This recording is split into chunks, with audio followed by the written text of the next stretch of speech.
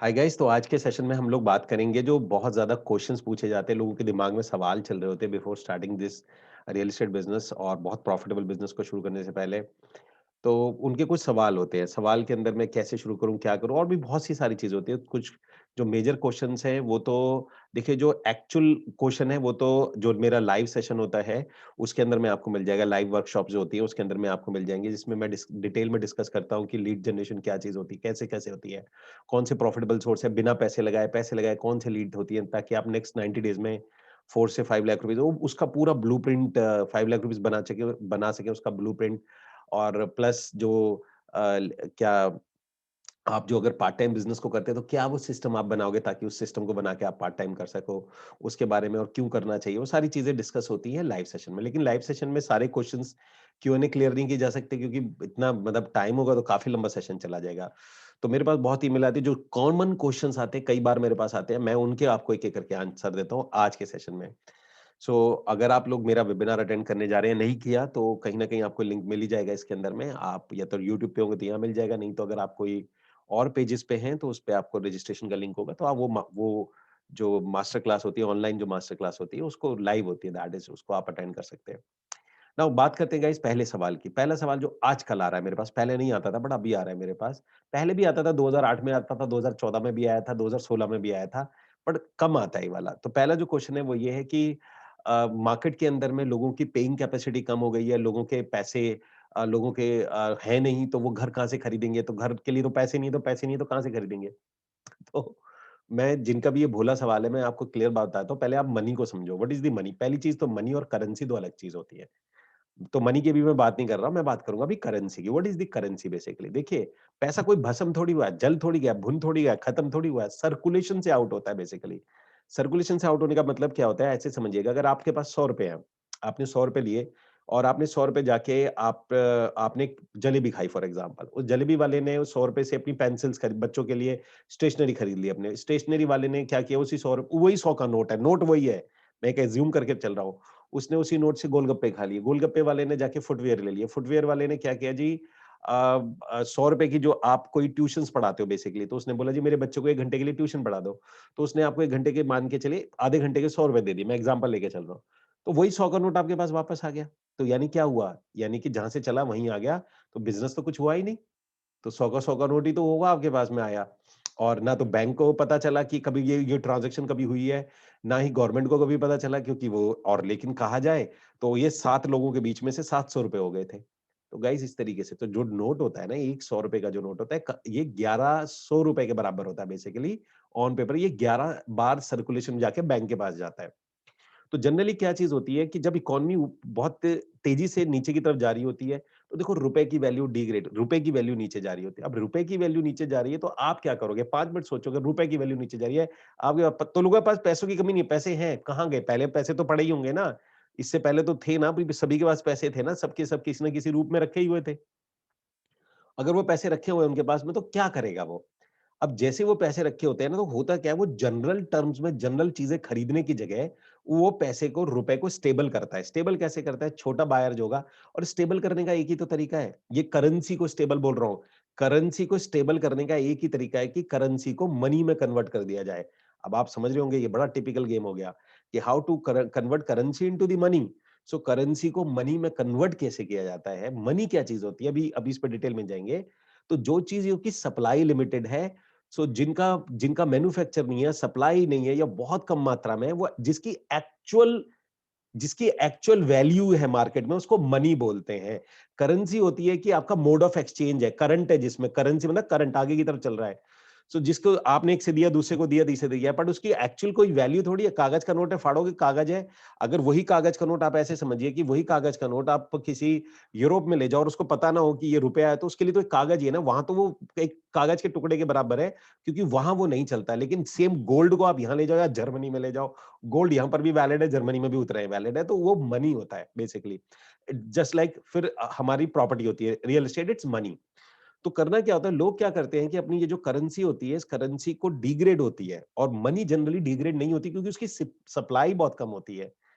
तो वो क्या करते हैं, इसको कन्वर्ट कर देते हैं मनी के अंदर में। तो मनी को कन्वर्ट करने के लिए सो करेंसी को और वो अपने मनी करेंसी को स्टेबल करने के लिए 2 ही तो सोर्स है बॉस। एक आता है गोल्ड आता मतलब बहुत बहुत से सोर्स होंगे लेकिन जो सबसे नंबर 1 सोर्स आता है वो है प्रॉपर्टी। आपके पास 50 लाख रुपए पड़े हुए इमेजिन करिए आपके पास 50 लाख रुपए पड़े हैं और आपको पता है कि रुपए की वैल्यू गिरती जा रही है, मुझे स्टेबल करना है। आप क्या करोगे? मैं आपको चैलेंज करता हूँ, आप प्रॉपर्टी में इन्वेस्ट कर दोगे। क्योंकि आपकी प्रॉपर्टी में एटलीस्ट आपको पता होगा भाई लैंड ले ली, ज़मीन ले ली, फ्लैट ले लिया, अब over the period of time stable हो गया। गिरेगा, गिरेगा, लेगा लेकिन हमारी पॉपुलेशन इतनी है सो उसकी करेंसी की वैल्यू जितनी गिरेगी उससे तेज़ हमारी पॉपुलेशन की ग्रोथ बढ़ेगी तो उससे हमारी मेरा पैसा स्टेबल हो जाएगा। तो मनी हमेशा से होती ही है इसके अंदर में, तो it's not a hyper inflation नहीं हुआ है इस टाइप से। तो यस गाइस तो आपके पास बायर है और अगर आपको इसका रिजल्ट देखना है, तो आप नेट पे जाइएगा, सिर्फ डालिएगा स्क्वायर यार्ड का अप्रैल के अंदर की जो सेल्स थी, जब लॉकडाउन था तो 1100 प्रॉपर्टी सेल करी थी। लास्ट ईयर 2020 जो जिसमें आप डरे थे, जॉब जा रही थी, करियर खत्म हो रहे थे, उस टाइम पे जो इन्वेस्टर क्लिनिक है उसका रेवेन्यू डबल हो गया था। 7000 करोड़ का रेवेन्यू जनरेट किया एक ब्रोकर ने, इट्स एन इन्वेस्टर्स क्लिनिक ने। तो ऐसे मल्टीपल आपको जिसके भी एग्जांपल्स मिलेंगे रियल एस्टेट के अंदर में। मैं अपने स्टूडेंट्स की बता रहा हूँ, मेरे पास कितने स्टूडेंट्स हैं 10 लाख, 12 लाख, 60 लाख, 70 लाख, जो बिल्कुल नया रियल एस्टेट जिन्होंने शुरू किया था, उनकी ज़ीरो सेल थी 2020 में। 2020 दिसंबर आते-आते किसी ने 10 लाख, 15 लाख, 16 लाख, 60 लाख, 1.75 सीआर तक मेरे ही थ्रू जिन लोगों ने रियल एस्टेट बिज़नेस शुरू किया था, उनके मैं अपना ये रिजल्ट बता रहा हूँ। तो उसका रीज़न ये आता है। अब सवाल ये आता है, ये सवाल आपके दिमाग में आते क्यों हैं? देखिए गाइज़ और भी आगे की तरफ सवाल है, ये सवाल पता है क्यों आते हैं? ये ब्रेन में हमारे क्वेश्चन ना इसे सवाल को नहीं हम बहाना बोलते हैं। हमारे यहाँ पे एक रेप्टाइल ब्रेन होता है, उसका काम होता है आपको कंफर्ट ज़ोन में रखना, उसका काम होता है आपको सर्वाइवल मोड में रखना। तो आप में से जितने भी लोग हैं यहाँ पर, आप में से जितने भी लोग हैं और उन लोगों में से आप में से जितने भी सर्वाइवल मोड पे हैं मतलब कि जो पैसे आते हैं सिर्फ सर्वाइवल ज़िंदगी चल रही है, कट रही है, उनका रीज़न ये है कि वो अपने सर्वाइवल ब्रेन की बहुत सुनते हैं और इस ब्रेन का काम आपको डराना है। सिर्फ डराना है। इसका और क्या और कोई काम नहीं है। क्या काम है इसका? क्या काम है इस ब्रेन का? डराना है। सो बेसिकली आपको सिर्फ़ ये ब्रेन को डराता है। आप कहीं भी जाओगे डराएगा, कुछ भी करोगे डराएगा, कोई बिज़नेस करोगे डराएगा, तू कुछ हो जाएगा, फेल हो जाएगा, उस पैसे डूब जाएँगे, ईएमआई बाउंस हो जाएगी, माँगने वाले आएँगे, तेरी गाड़ी उठा ले जाएँगे, तेरा घर ले जाएँगे, तेरा ये हो जाएगा और तेरे पास पैसे नहीं होंगे, फीस कहाँ से भरेगा, स्कूल में बच्चे निकाल देंगे, ब्ला, ब्ला, ब्ला। ये जो सब कुछ चल रहा है ना, ये आपका सर्वाइवल ब्रेन चला रहा होता है। तो इसका काम हर कंडीशन में आपको डराना होता है। तो अब आपकी चॉइस है, अब जितने भी लोग इसकी सुनते हैं वो सर्वाइवल मोड पे हैं और दूसरे कैटेगरी के लोग होते हैं वो इसको एज़ एन कंसल्टेंट रखते हैं अपने अपनी ज़िंदगी में। जब भी वो डराता है तो एक बार उसका सिर्फ़ सुनते हैं और बोलते हैं थैंक यू फॉर शेयरिंग और उसके बाद आगे अपना काम करने लग जाते हैं। It's like a consultant only कि जैसे आपका चौकीदार है घर का, तो चौकीदार आके आपको बोले सर बाहर से ना 3 लोग जा रहे हैं, तो आप क्या 3 लोगों के दम पे एकदम से लाइटें बंद कर देते हो क्या? नहीं ना। आप वो 3 लोग बोलते हो, फिर आप देखते हो, फिर आप चेक करते हो ना अच्छा वो 3 लोग तो नॉर्मल जा रहे हैं। सो आप आराम से बैठ के काम करने लग जाते हो। फिर चौकीदार वाला उसका काम है कि सर चौकीदार का काम है, वो आपको बोलता है कि सर 6 लोग इधर ही की तरफ आ रहे हैं, मुझे तो ठीक नहीं लग रहा। आप फिर देखने लग जाओगे, फिर 6 लोग आ रहे हैं, आप बंदूक निकाल लोगे, ऐसे थोड़ी करते हो यार, ऐसे तो ज़िंदगी थोड़ी चलेगी। सो इसका काम ही डराना होता है, इस वो उसी चौकीदार की तरह है जिसका काम है आपको खतरों से आगाह करना। तो ये आपकी ड्यूटी बनती है, वो खतरा आप देखो ठीक है, नहीं आगे बढ़ो उसके अंदर में, उस खतरे के बेस पे रिएक्ट थोड़ी करने लग जाओगे। तो बेसिकली ये सर्वाइवल ब्रेन का काम होता है और ये अब इसकी ज़रूरत नहीं है, जो जंगलों में बहुत इंपॉर्टेंट रोल प्ले करता था। आज की डेट में इसका इतना यूज़ नहीं है। अनलेस एंड अनटिल आप 200 पे कार चला रहे हो, 500 पे चला रहे हो, तो जो चीज़ आपको डरा रही होती है, मर जाएगा, स्लो चला, मर जाएगा, बोल रहा है कि डरा रहा हार्ट बीट तेज़ कर रहा होता है कोई, वो यही ब्रेन कर रहा होता है। ठीक है? तो उस वक़्त सुन लेनी चाहिए। नाउ तो ये चीज़ आती है, तो गाइस प्लीज़ इस तरीके से जो बहाने निकल के आते हैं, वो आपका सर्वाइवल ब्रेन निकालता है कि ये क्यों नहीं करना चाहिए। क्योंकि मैं आपको रीज़न बताता हूँ। ये क्वेश्चन तो है ही नहीं। अगर आपने ये सवाल कै किन लोगों का आता है, पता है कैसे-कैसे सवाल आते हैं लोगों के? एक आदमी ऐसे बैठा होता है, मुझे बिज़नेस शुरू करना है। फिर वो चला जाएगा मतलब जैसे ख़्यालों में चला जाएगा, मुझे बिज़नेस शुरू करना है। शुरू करने के बाद में आएगा, यार अगर मैंने शुरू किया तो ये हो जाएगा। ओके, मैं आपको एक छोटी-सी स्टोरी बताता हूँ बेसिकली, छोटी-सी स्टोरी बताता हूँ। एक एक आदमी था और 2 लोग थे, मतलब आप सोच लेना कहीं हम उनमें से तो नहीं एक होते, तो जोक के माध्यम से बताता हूँ।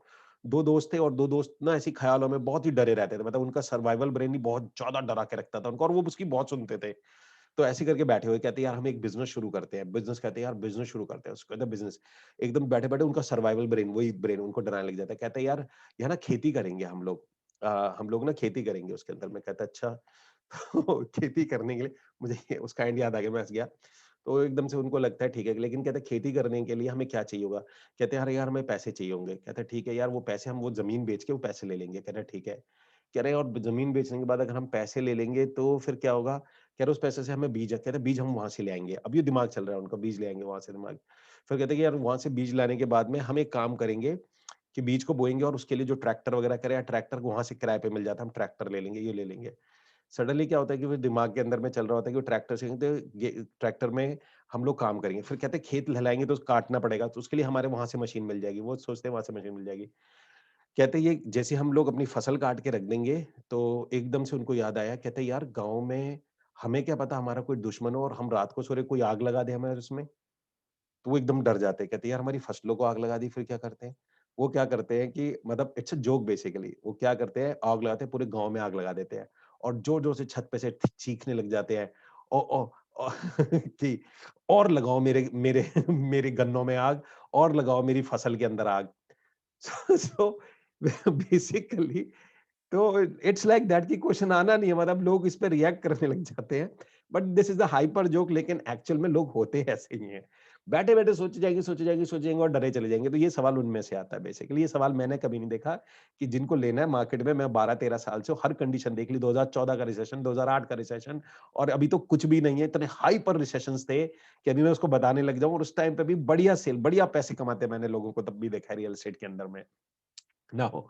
तो ये तो पॉइंट नंबर 1 तो गाइस प्लीज़ मेरा रिक्वेस्ट काम करना शुरू करिए। एक्चुअल क्वेश्चन ये होते ही नहीं है। ये आपके दिमाग के क्वेश्चन्स हैं, बट ये असल में आने वाले नहीं है। इनमें से एक भी क्वेश्चन नहीं है। दूसरा आता है, एक बंदा मुझसे पूछता है यही वही सवाल है सर्वाइवल ब्रेन का। सर टियर 2 सिटीज़ से मैं तो टियर 2 सिटीज़ से हूँ, मैं कैसे करूँगा? देखो, मैं आपको बहुत क्लियर बता दूँ, ये जो सर्वाइवल ब्रेन के कुछ सवाल बता रहा हूँ मैं आपको, इसका काम कैसे ये इसके कुछ कुछ क्वेश्चन्स को मैं आपको पहले ही बता देता हूँ, कैसे जज करते हैं इसके। इसके कुछ कॉमन सवाल, मैं तो टियर 2 सिटीज़ में हूँ, मैं कैसे करूँ?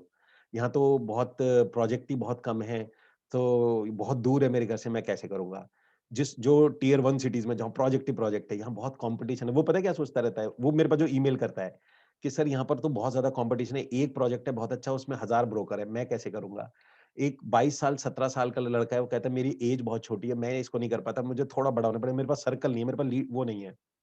तो जिसके पास बहुत ज़्यादा पैसे हैं, वो करना तो चाहता है, उसका मन है इसके अंदर आने का, पर वो कहते हैं मेरे पास समय नहीं है, मैं समय कहाँ से करूँगा? जिसके पास बहुत ज़्यादा पैसा है, जिसके पास समय ही समय है, बहुत ज़्यादा समय है, कहता है यार मैं कहाँ से करूँ? मेरे पास तो पैसे नहीं है, लीड-वीड भी खरीदनी पड़ेगी, आना-जाना पड़ेगा, मैं कैसे करूँगा? लेडी कहती है यार मैं तो लेडी हूँ, मैं इसको कैसे कर पाऊँगी? मैं तो औरत हूँ भाई, मैं क्या कर पाऊँगी? इसके अंदर मैं साइड विजिट वगैरह कैसे कराऊँगी? आदमी जो होता है बोलेगा यार लड़कियाँ बहुत अच्छा इस बिज़नेस को कर सकती हैं, पता नहीं क्यों नहीं आती इस बिज़नेस के अंदर में।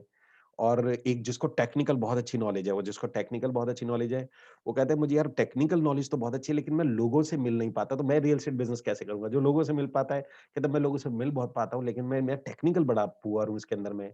और मेरा कोई फैमिली कोई सपोर्ट नहीं है मेरे पास में। मेरे पास में मेरी हेल्थ ठीक नहीं चलती, अभी मेरी हेल्थ खराब चल रही है। अभी मेरा अगर मैं माइनस में चला गया क्या होगा? और अगर मैं फेल हो गया तो लोग हँसेंगे। ये आपके सर्वाइवल ब्रेन के क्वेश्चन है, दोबारा नहीं पूछना। जब भी अगर इनमें से कोई भी सवाल आता है, मान जाना ये आपका सर्वाइवल ब्रेन है, ये आपको हिलने नहीं देगा, इसको साइड कर दो। अगर आपने इनमें से किसी भी एक चीज़ की सुन ली और रुक गए, तो ये मानना जिस सर्वाइवल मोड पे ज़िंदगी कट रही है, उसी मोड पे कटेगी। ये आपकी चॉइस है। ठीक है जी, तो टियर 2 सिटीज़ वाला भी यही है क्योंकि टियर 2 सिटी वाला बोल रहा है कि मेरे पास प्रोजेक्ट नहीं है और जिसके पास ढेरों प्रोजेक्ट है कह रहा है कॉम्पिटिशन बहुत है, तो दोनों ही कंडीशन में नहीं करना ना गाइस। तो दोनों कंडीशन में करना होता है, यही चैलेंज है और यही इस काम का मज़ा भी है। चैलेंज नहीं होगा तो मज़ा आएगा क्या?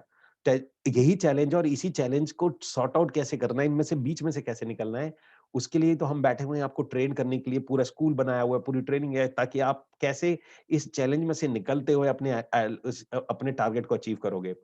सो गाइस ये क्वेश्चन जो टियर 2 वाला था। नाउ क्वेश्चन नंबर 3 क्या मैं इस बिज़नेस को पार्ट टाइम शुरू कर सकता हूँ? यस आप इस बिज़नेस को बहुत, बहुत, बहुत आसानी से पार्ट टाइम शुरू कर सकते हो। कैसे शुरू कर सकते हो?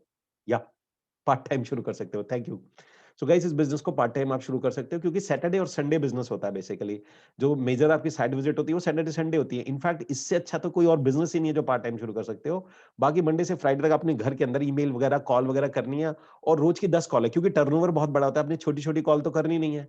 50 लाख रुपए के लिए अगर आपके पास रोज़ 10 कॉल भी करनी पड़ती हैं, तो भी आप 50 लाख की टर्नओवर कर सकते हो। एक सेल भी हो गई, तो 50 लाख का टर्नओवर होता है और 10 कॉल करने में 1 घंटे से ज़्यादा पूरे दिन में चाहिए ही नहीं होता। बाकी ईमेल्स वगैरह होती हैं। सो यस आप इसको बड़े आराम से कर सकते हो, पार्ट टाइम शुरू कर सकते हो। कैसे करा जाता है वो मेरा जैसे बताया मेरा वेबिनार होता है, उसमें आपको डिटेल आपका ब्लूप्रिंट भी बता के देता हूँ कि किस तरीके से आप शुरू करते हो उसके अंदर में। नाउ कमीशन जो होता है रीसेल के अंदर में डायरेक्ट पार्टी मिल जाती है, इससे मिल जाती है, तो मैं अपना रीसेल के अंदर में कमीशन को कैसे अश्योर्ड कर सकता हूँ? देखो गाइस, आज की डेट में बड़ा एडवांस हो गया है। देयर इज़ इसको बोला जाता है आज की डेट में एक अकाउंट ओपन होता है, एस्क्रो अकाउंट। एस्क्रो अकाउंट का मतलब क्या होता है? आप जो भी डील करते हैं, वो डीलिंग आपको, अगर बायर जो पैसे दे रहा है, सेलर, वो बैंक के साथ एक डील हो जाती है, वो एस्क्रो अकाउंट में जमा हो जाता है। तो एस्क्रो अकाउंट में आपका कमीशन-वमीशन सब तय हो जाता है, वहाँ पे एग्रीमेंट कर लेते हैं। सो बायर भी सेफ है आज, सेलर भी सेफ है और आपका कमीशन भी सेव होता है through escrow account. Escrow account की डिटेल आप इंटरनेट से, गूगल से सर्च करना, what is the escrow account, exactly होता क्या है? तो वो डिटेल तो आप अपनी डीलिंग एस्क्रो अकाउंट के थ्रू करिएगा, आपका कमीशन कभी मर ही नहीं सकता इस कंडीशन में। उसके बाद में आता है गाइस टू मच कॉम्पिटिशन, जैसे मैंने बताया ना, टू मच कॉम्पिटिशन, जो जो अच्छी सिटी में जो बढ़िया प्रोजेक्ट चल रहे हैं, जहाँ पर ढेर सारे बायर हैं, वहाँ बहुत कॉम्पिटिशन है। तो भाई साहब, एक चीज़ याद रखना, जहाँ कॉम्पिटिशन है, काम करने का मज़ा वही है और वहाँ बहुत पैसे बनाते हो आप। कॉम्पिटिशन से भागना नहीं है, कॉम्पिटिशन में घुसना है। कॉम्पिटिशन से भागना नहीं है, कॉम्पिटिशन में घुसना है। क्या करना है? कॉम्पिटिशन से भागना नहीं है, कॉम्पिटिशन में, yes, thank you. So basically आपको कॉम्पिटिशन में घुसना होता है, वहाँ से भागो नहीं। जहाँ कॉम्पिटिशन में घुस जाओगे, पैसे बहुत बनाओगे। कुछ दिन तंगोगे, प दो 1-2 महीने तंगोगे, लेकिन सीखोगे, इतना तेज़ी से सीखोगे ना, मतलब इतनी तेज़ी से सीखोगे और सीखते के साथ ही जो रिज़ल्ट्स आएगा, वो अमेज़िंग रिज़ल्ट्स आ जाएँगे आपको। यस, कॉम्पिटिशन में बहुत अच्छा काम होता है, तो गो इंटू द कॉम्पिटिशन। उसके बाद में आता है जी, what is the paper work, क्या रहता है बेसिकली इसमें काम करने के लिए। देखो गाइस, सीधी बात है। पहली बात मैं आपको क्लियर बता दूँ कि यहाँ पर रियल एस्टेट में चैनल पार्टनर बोलते हैं, एडवाइज़र, एजेंट यहाँ यूज़ नहीं किया जाता। यहाँ यूज़ किया जाता है चैनल पार्टनर। तो आपको किसी का भी चैनल, यहाँ 2 तरीके से आप चैनल पार्टनर बन सकते हो, बिल्डर का बन सकते हो या ब्रोकर का बन सकते हो। तो अगर बिल्डर का चैनल पार्टनर बनते हो तो उसे कुछ नहीं चाहिए, आपका पेपर चाहिए, पैन कार्ड, आधार कार्ड और आप वो pan address proof, ID proof, आपका फोटो, और वो आपको अपने एक चैनल पार्टनर का फॉर्म देते हैं, वो फॉर्म फिल करना है और उनको एक रेरा सर्टिफिकेट चाहिए होता है, जो कि बड़े आराम से बहुत ही नॉमिनल फीस पे आपको मिल जाता है। आपको ऑनलाइन अप्लाई करना होता है और आपको नेट पे का अप्लाई करने के लिए एजेंट्स वगैरह सारे मिल जाते हैं। आप वो अप्लाई करके डायरेक्ट डेवलपर के साथ काम करते हैं।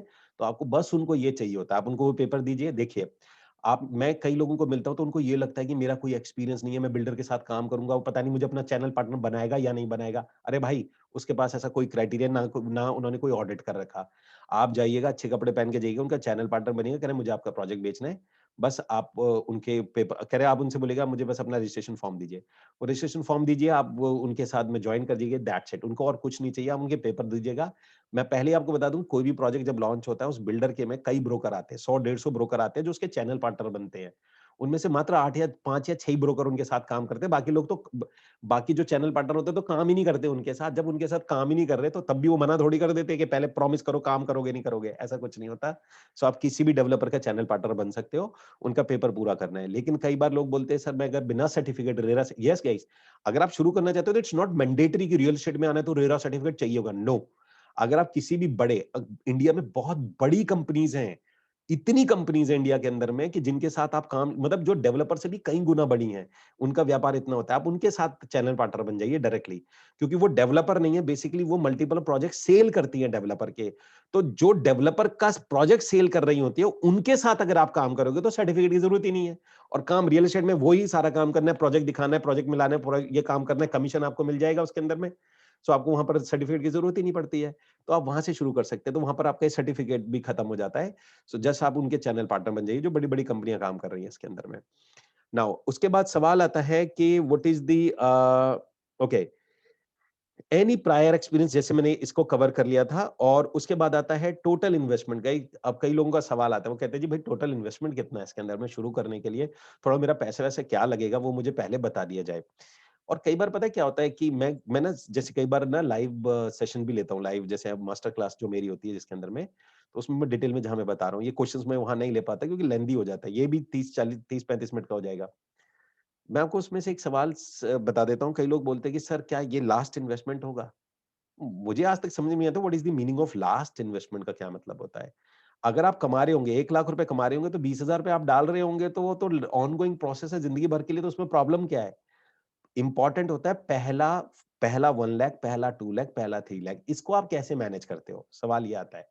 तो अगर आपके पास में पहला 1 लाख रुपए अगर आप पहला कमा लेते हो और उसमें और खैर मैं तो अपनी जो मेरा ऑनलाइन स्कूल है रियल एस्टेट का, जिसमें मैंने सारे कोर्सेज बनाए, उसमें तो मैं आप तो यहाँ तक भी सिखा देता हूँ कि आप बिना पैसे लगाए पहली सेल कैसे कर लोगे। दूसरी सेल कैसे कर लोगे? लगभग ज़ीरो इन्वेस्टमेंट में। और ऐसे नहीं कि अपने सर्कल में अपनी चाचा, मामा, बुआ, ताए को बेचना है। नहीं, नहीं भाई साहब वो भी नहीं। और बढ़िया तरीके बता सकता हूँ मैं आपको, और आप सोच भी रहे होंगे नामुमकिन है ये, बट आप जब अटेंड करोगे लाइव वेबिनार तो उसमें आपको पता चल जाएगा। तो तब भी करा जा सकता है उसके अंदर में, तो तब भी कोई इन्वेस्टमेंट नहीं होती। लेकिन अगर आपके पास में पहला 2 लाख आ गया है, अब 2 लाख आया, अब आप पूरा 2 का 2 खर्च दोगे, 40,000 रुपए लीड जनरेशन के लिए निकाल दो भाई। 99 मैजिक फेसबुक को दे दो। वो 40,000 में आपको अगली 3 200 लीड दे देगा। उस 200 लीड से फिर अगला 4 लाख कमा लो। फिर आपके पास 4 लाख आ जाएगा, 4 लाख में से फिर 40,000 में से फिर 4 लाख कमा लो भाई, ये तो आपके ऊपर है ना। तो इन्वेस्टमेंट, अब इस कंडीशन में इन्वेस्टमेंट देखा जाए तो हर महीने 40,000 है, लेकिन एक्चुअल में तो है ही नहीं ना। असल में तो इन्वेस्टमेंट पहली बार में थी ही नहीं। ज़ीरो से आपने शुरू किया था, 2 लाख कमाया, 2 लाख आपने आप पूरा गड़प जाओ, फिर अगले महीने बैठो कि भाई मुझे अब लीड कहाँ से आएगी? ये आपके भई ये तो मैंने ये आपका बिज़नेस का माइंडसेट है, बिज़नेस कैसे करते हो? बेसिकली तो नहीं, पहली सेल तक में आपको जो भी मेहनत होती है, और वो मैं आपको सिखा देता हूँ कि फर्स्ट सेल आप बिना पैसे लगाए लगभग ना के बराबर इन्वेस्टमेंट में आप पहली 2-3 सेल कैसे कर सकते हो। उसके बाद आपका पैसा मैनेजमेंट पे आ जाता है। वो मैं आपको तो नहीं बोलूँगा ना कि भई पैसे मेरे पास है, मैं आपको नहीं दूँगा। वो तो आपके पास आए, आपको कर्ज़े वाले को देने हैं या बिज़नेस के लिए रोकना है, या आपको आप एप्पल फ़ोन लेना है, या आपको कोई बढ़िया सा कोई गोल्ड खरीदना है और सारा खरीद दो, गिफ्ट देना है गिफ्ट दे दो, it's up to you. So investment basically सबसे लीस्ट इन्वेस्टमेंट माँगता है रियल एस्टेट बिज़नेस। मैं आपको बस इतना बता सकता हूँ, पूरे एंटायर बिज़नेस में, एंटायर बिज़नेस वर्ल्ड मार्केट में आप छोटी-सी दुकान भी खोलोगे, एक ई-रिक्शा भी डालोगे, 1.5-2 लाख का आएगा, फल की रेहड़ी डालोगे, सो भी इतना पैसा आपका इन्वेस्ट करना पड़ेगा। लेकिन अकेला एक तो इतना टॉप क्लास बिज़नेस, इतना शानदार बिज़नेस और सबसे कम इन्वेस्टमेंट माँगता है। सिर्फ़ और सिर्फ़ एक चीज़ होती है इसके अंदर में, इन्वेस्टमेंट तो कुछ होता ही नहीं है। बट हाँ, क्या होता है कि यहाँ इस इंडस्ट्री में ना ट्रेनिंग सिस्टम नहीं है। तो ये पता नहीं होता कि हमें कौन से लीड जनरेट करने हैं, कहाँ से करना है, कैसे आएगा, वो ट्रेनिंग सिस्टम नहीं है। बाकी तो ट्रेनिंग सिस्टम ना होने की वजह से टाइम खराब ज़रूर हो जाता है इसके अंदर में। तो उसी चीज़ को सॉर्ट आउट करने के लिए मैंने अपना पूरा ट्रेनिंग का स्कूल ही बनाया हुआ है। तो आप वहाँ की फैसिलिटी, वहाँ के कोर्सेज़ को ले सकते हो और अपने आप को बचा सकते हैं इस चीज़ में, ताकि आपका टाइम सेव हो। अदरवाइज़ आप गलती करके सीखोगे, आपको पता चलेगा कुछ दिन बाद। तो एज़ सच देखिए, मैं नहीं जानता और बिज़नेस के मुकाबले, क्योंकि मैंने जब शुरू किया था मेरे पास तो कुछ भी नहीं था लगाने के लिए, और मेरे इतने स्टूडेंट उनके पास भी कुछ नहीं था लगाने के लिए, और मैं इतने लोगों को आज तक इतने हज़ारों लोगों को इस इंडस्ट्री में इंट्रोड्यूस कर चुका हूँ, और मैक्सिमम लोगों के पास कुछ भी नहीं था और उनके पास इतने ज़्यादा रिज़ल्ट्स हैं। अदरवाइज़ कोई ई-रिक्शा के लिए भी प्लानिंग कर रहा होता है ना घर के अंदर में, तो वो डेढ़ 2 लाख रुपए बजट बना रहा होता है अपना, और इतना नहीं चाहिए होगा भाई। इससे तो मतलब कहीं गुना कम में ही शुरू हो जाएगा। जो भी लर्निंग का जो प्रोग्राम होता है, जैसे जो मेरा ऑनलाइन का जो एंट्री जो प्रोग्राम है, वही 14,999 प्लस 18% जीएसटी है। इसी में आपको इतने तरीके मिल जाएँगे। यही शायद एक इन्वेस्टमेंट हो सकता है आपका। इसके अलावा मुझे तो नहीं लगता कि आपका अब उसके ऊपर आप लीड 100-500 लेना चाहो, सिखाऊँगा मैं सब। आप कहाँ जाना चाहते हैं वो आपकी चॉइस है। बिज़नेस को ऑटोमेट करना चाहते हैं, सो ऑटोमेशंस के लिए जो टूल लगते हैं, बिना ऑटोमेशन के करना चाहो, अप टू यू, करना दोनों ही कंडीशन में। 90% दुनिया बिना ऑटोमेशन से के तो कर रही है। मैं ऑटोमेशन के बगैर नहीं करता, क्योंकि अगर मैं बिना ऑटोमेशन के कर रहा होता तो इस वक़्त मैं फ़ोन कॉल कर रहा होता, ईमेल भेज रहा होता, आपसे बात थोड़ी कर पा रहा होता मैं। मैं भी बिज़ी होता लोगों की तरह, बट इस वक़्त मेरी ईमेल-वीमेल सब ऑटोमेशंस पे है इस वक़्त। तो एक ऑटोमेशन होता है, तो बेसिकली तो वो आप करना चाहो, इट्स अप टू यू। तो ऑटोमेशन हटा दो, मैनुअली कर लो, कोई खर्चा नहीं है उसके अंदर में। सो गाइस, ये बेसिकली आ जाता है।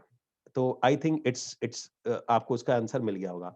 उसके बाद बात करते हैं बिल्डर हैज़ हाँ, कुछ लोग मेरे से बोलते हैं कि सर हमारे यहाँ जो बिल्डर है, डेवलपर, उनकी इन हाउस सेल्स टीम है। सो उनकी इन हाउस टीम है तो मैं उसका प्रोजेक्ट कैसे बेच सकता हूँ? मेरे पास 2 सवाल आते हैं इसके। मतलब कोई कसम खाई हुई है कि उसी बिल्डर का काम करना है जिसकी इन हाउस टीम है, पहला। और दूसरा, अगर उसकी इन हाउस टीम है और आपको उसका प्रोजेक्ट बहुत पसंद है, तो आप उसकी इन हाउस टीम बन जाइए। मतलब कि उसकी इन हाउस टीम में सैलरी भी तो होगा, लेकिन आपको पता है रियल एस्टेट के अंदर में अगर आप सैलरी प्लस जाते हो तो बहुत अच्छे इंसेंटिव्स होते हैं। मैं इसी लॉकडाउन के इंसेंटिव्स बता रहा हूँ जो एम्प्लॉयी काम करते हैं। मतलब एक किसको कितनी, किसी को कोरोला, किसी को कुछ, और मैं खैर ये बीएमडब्ल्यू तक गिफ्ट करी है एम्प्लॉयी को।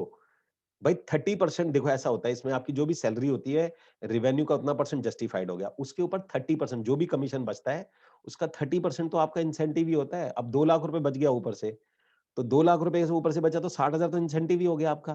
प्लस सैलरी आपने ले ली 30-40 हज़ार रुपए, तो 60 और 30 90,000 रुपए तो मिनिमम वैसे ही बैठे हो आप, खड़े हो, 1 या 2 सेल करने के बाद भी। तो यहाँ तो तब भी अच्छी इनकम है। आपको किसने बोला है कि जाओ उनसे बोलो कि सर मैं करना चाहता हूँ, मुझे पार्ट बनाओ। एचआर किसको नहीं चाहिए होगी सेल्स टीम तो जिसकी जितनी हो उतनी कम है। तो आप अगर करना ही वो प्रोजेक्ट तो उसकी सेल्स टीम में चले जाइए। आप जाके उनको बोलिए मैं प्रोजेक्ट बेचूँगा, सीखा हुआ। अब कॉन्फिडेंस की तो कमी होती है। कि भाई कॉन्फिडेंस कैसे, मैं कैसे बेचूँगा? तभी तो सिखाने के लिए तो सारा प्रोग्राम है। उसी के लिए तो मैं बैठा हुआ हूँ कि आप बा सीखना चाहो आप जॉइन करो, सिखाऊँगा मैं, कर लेना आप जैसे करना चाहो उसके अंदर में। और दूसरा, किसने बोला अगर आपको नहीं है तो ऐसे बिल्डर का काम करो ना जिसके अंदर में उनकी सेल्स टीम नहीं है, वो चैनल पार्टनर के थ्रू करते हैं और उनके प्रोटोकॉल बहुत अच्छे हैं और गाइस बहुत ऐसे बिल्डर हैं इसके अंदर में। दूसरा आता है कि कई लोग बोलते हैं क्लाइंट कई बार ना मैं दिखाऊँगा वो क्लाइंट डायरेक्ट हो जाएगा, डायरेक्ट बुकिंग दे देता है। देखो गाइस, जो बिल्डर इस तरीके से काम करता है उसके साथ काम ही मत करो। आपको मैं क्लियर बात बता रहा हूँ। जो भी बिल्डर इस तरीके से करता हो, लेकिन 90% जितने बिल्डर्स हैं उन्होंने एक अच्छा काम किया हुआ है। उन्होंने अपनी साइट पर एक आदमी लड़का बिठाया होता है, जो सारे ब्रोकर्स की क्योंकि ऐसे तो लड़ाई हो जाएगी, सर फट जाएँगे एक-दूसरे को हर एक साइट पे। तो वहाँ पर उन्होंने अपना एक मैनेजर बिठाया होता है जिसमें जिसकी भी साइट विजिट होती है, वो उसका नाम लिख देता है और किस चैनल पार्टनर के अंदर में साइट विजिट कराई गई, वो मेंशन हो जाता है। अगर वो फ्यूचर में बुकिंग दे भी देता है, तो आप वो क्लेम कर सकते हैं कि भाई ये बुकिंग मेरी है और ये बुकिंग आपको मेरे को देनी है, सिंपल। तो ये तो बात ही खत्म हो जाती है आपके पास में, तो ये तो कोई वो प्रॉब्लम है ही नहीं बेसिकली। सो गाइस ये कुछ मेजर क्वेश्चंस थे और इनमें से अगर आपका भी कोई क्वेश्चन आपका सॉर्ट आउट हुआ हो तो आप लिख सकते हैं इसके अंदर में और क्वेश्चंस के लिए या और दूसरा या और दूसरा आपके पास में ये आता है कि अगर आप अभी इसमें अपना करियर बनाना चाहते हैं, ये क्वेश्चंस अगर आपके सॉर्ट आउट हो जाते हैं। अब देखिए मेजर कुछ बात करते हैं एक्शंस की। एक्शंस का मतलब ये है कि स्ट्रेट एक्शन पे आइए। ये तो क्वेश्चन आते रहेंगे। एक क्वेश्चन का आंसर मिलेगा, दूसरा आता है, दूसरा क्वेश्चन का आंसर है। मैं आपको पहले ही क्लियर बता देता हूँ सभी लोगों को, सभी बिना एक्शन के जब भी आपके दिमाग में कोई क्वेश्चन आता है, उस क्वेश्चन को हमारे यहाँ बोला जाता है प्रेग्नेंट क्वेश्चन। प्रेग्नेंट क्वेश्चन मालूम? प्रेग्नेंट क्वेश्चन ये होता है कि वो उस क्वेश्चन के अंदर एक क्वेश्चन और होता है और उस क्वेश्चन के अंदर एक क्वेश्चन और होता है और उस क्वेश्चन के अंदर एक क्वेश्चन और होता है। आप एक क्वेश्चन का आंसर ढूंढने जाओगे, आपके पास दूसरा क्वेश्चन खड़ा हो जाएगा। प्लीज कमेंट में मुझे बताइएगा कि आप में से कौन-कौन इस सिचुएशन को फेस कर रहा है कि एक क्वेश्चन का आंसर मिल गया तो दूसरा आ जाएगा। तो गाइस इनको प्रेग्नेंट क्वेश्चन बोलते हैं। कौन से होते हैं प्रेग्नेंट क्वेश्चन? वो क्वेश्चन जो बिना एक्शन के आपका दिमाग दे रहा होता है।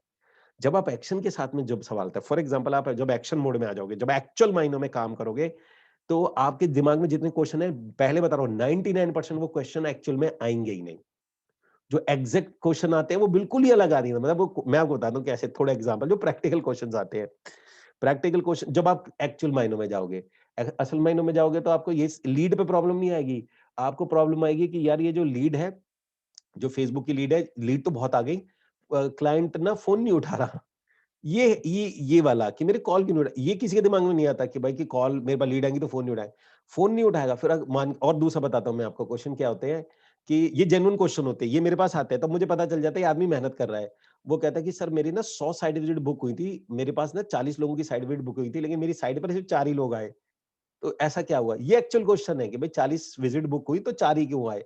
ये सवाल आएँगे आपके। एक भी नहीं आएगा इनमें से एक भी सवाल आपके पास में, जो जनरली ये दिक्कत है, परेशानी पता नहीं वो को ब बिल्डर मुझसे सवाल तो नहीं पूछ लेगा, टियर 2 सिटी में दिक्कत तो नहीं आएगी, मैं बूढ़ा हो गया हूँ, मैं कर पाऊँगा, नहीं कर पाऊँगा, कुछ नहीं आने वाला ऐसा कोई भी। कोई नहीं पूछने वाला आपसे सामने वाला। ठीक है जी? तो एक्चुअल मेरा रिक्वेस्ट है, अब आप जल्दी से इस गेम प्लान में एंट्री करिए। मार्केट में इंडिया के अंदर में हम सब लोगों को पता है कि एम्प्लॉयमेंट आज सबसे बड़ा इश्यू है। सो इसके through take your advantage, employment शुरू करो। इतने प्रोजेक्ट्स आ रहे हैं गाइस, इतना। और प्लीज़ ये मत सोचो लोगों की पेइंग कैपेसिटी नहीं है, हैरान हो जाओगे, इतनी पेइंग कैपेसिटी है। मैं बैठता हूँ लोगों में, मुझे पता है, इतनी है हमारे भारत में और खासकर प्रॉपर्टी के लिए तो बहुत ज़्यादा है। मतलब इतनी है, मैं चलो आपको आप मेरी कहने पे एक एक्सरसाइज करिए। आप अपने अपने जिस भी इलाके में आप रहते हैं, वहाँ पे कोई भी बड़ा बिल्डर हो, गोदरेज, टाटा, शाहपुर जी, जो बढ़िया काम करता हो, उसका भी जो प्रोजेक्ट लॉन्च हुआ हो, अभी मतलब 3 महीने या 4 महीने या उसको 6 महीने हो गए हों और जाके उनसे बोलो मुझे ग्राउंड फ्लोर की यूनिट चाहिए। आपको अगर मिल जाए, तो आप मान जाना इस बात को कि मैं जो कह रहा हूँ कि वो गलत है। ग्राउंड फ्लोर की यूनिट माँग, पार्क फेसिंग माँग लेना चलो। जो अच्छा बिल्डर है उसकी 6 मंथ जिसको लॉन्च ही हुआ है, बस कंस्ट्रक्शन चल रहा है, आपको घर नहीं मिलेगा उसके अंदर में। यस, इतनी डिमांड है आप सोचो। और नहीं हो यकीन तो नेट पे जाइए और अभी के अभी एक्सरसाइज करिए, बड़ा मजा आएगा। नेट पे अगर आप दिल्ली, मुंबई, पुणे, हैदराबाद कहीं पर भी हो, कोलकाता किसी भी सिटी में, जो भी आपके यहाँ का जो टॉप बिल्डर है, उसका कोई प्रोजेक्ट देखो और नेट पे देखो कि ये प्रोजेक्ट उसका अच्छा है 2 बीएचके, और उसके सिर्फ सेल्स टीम को फ़ोन करो, कह दो जी मुझे पार्क फेसिंग की ग्राउंड से फर्स्ट फ्लोर 4th फ्लोर तक की यूनिट चाहिए, नहीं मिल सकता। आप समझ जा रहे हैं, नहीं मिल सकता। ये प्रमाण है इस बात का कि कितनी डिमांड है और मैं पिछले 14 साल से झेल रहा हूँ, 6 महीने बाद मिलता ही नहीं है। हर साल सोचता हूँ कि इस बार शायद लोगों की पेइंग कैपेसिटी खत्म हो जाएगी, लेकिन बढ़े ही जा रही है, खत्म तो होने का नाम ही और ना हो सकती इंडिया में रियल एस्टेट की। इतनी इतनी पॉपुलेशन हमारी बहुत ज़्यादा है, इतना तेज़ ग्रोथ है, हमारे यहाँ इतने फैमिली फ्रिक्शंस हैं, सास-बहू के झगड़े इतने, उन्हें क्या मतलब इस बात से तो ब कि मार्केट में कोरोना चल रहा है कि रिसेशन चल रहा है, उन्हें मतलब है कि घर जाएँगे और रेंट पे घर ले लेंगे, लेकिन अपने अपना जहाँ लड़ाई हो रही है वो घर छोड़ते हैं।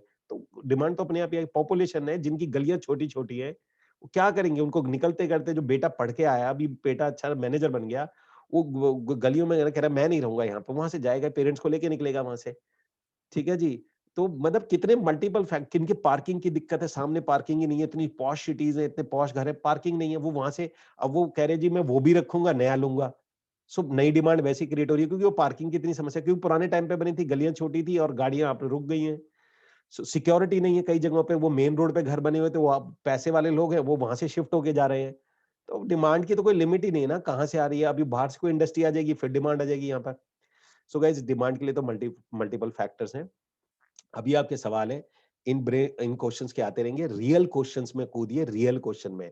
फिर दोबारा दोहरा रहा हूँ, बिना बिज़नेस को शुरू किया हुआ अगर आपके दिमाग में कोई भी सवाल आया है, वो सवाल गलत है, वो सवाल 99% है, वो एक्चुअल सिचुएशन आएगी ही नहीं।